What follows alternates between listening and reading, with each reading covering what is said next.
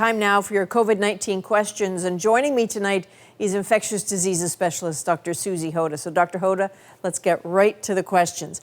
What would be a good routine for kids to follow after they come home from school?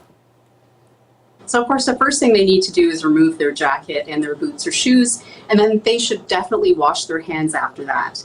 Of course, I would also want them to remember the mask that they used all day long. That needs to go into the laundry hamper immediately too. After they've handled their mask, they need to wash their hands again. Beyond that, I don't think that we need to have an intricate ritual that kids have to go through when they get home from school. Okay, it's already hard enough for them, all these changes. This next one's kind of interesting. Does boosting my immunity with good nutrition and supplements do anything to change whether I get COVID-19 or how severe it is?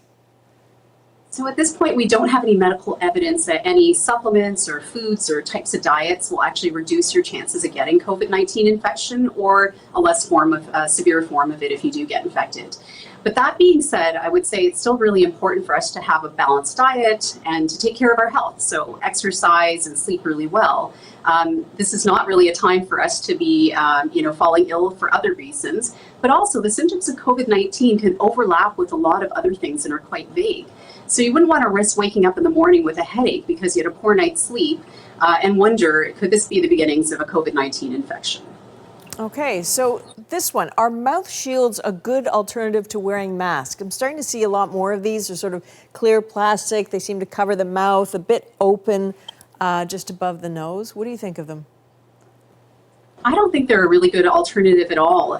So these are developed for the food and service industry, and they're really not studied or they weren't designed for this purpose at all. So they're quite open at the top, and there are lots of opportunities for droplets to get in.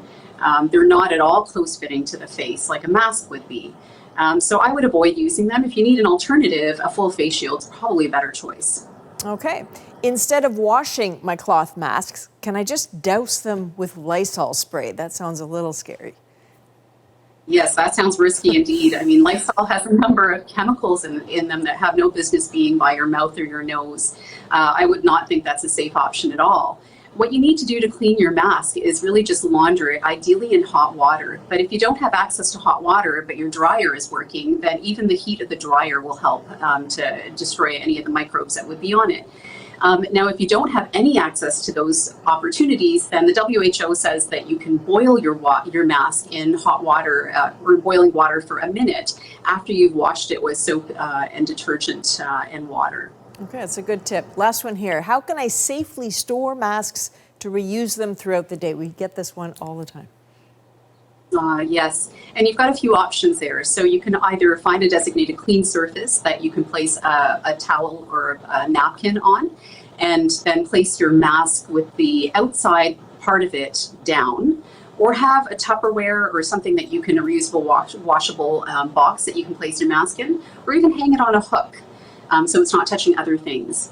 And finally, if you're moving from place to place and you need to store your mask, then having a plastic or a paper bag that's disposable would also be an option. And so you can fold your mask in half with the outside surface on the outside and drop it into that bag with the ear loops up so that you can easily access it again, touching the clean side of it. All right, Dr. Hoda, as always, thank you very much. You're very welcome. So as you know, we're asking your questions about COVID-19 as often as possible. So send us the questions you have. Message us directly on Instagram at CBC The National or send us an email at covid@cbc.ca.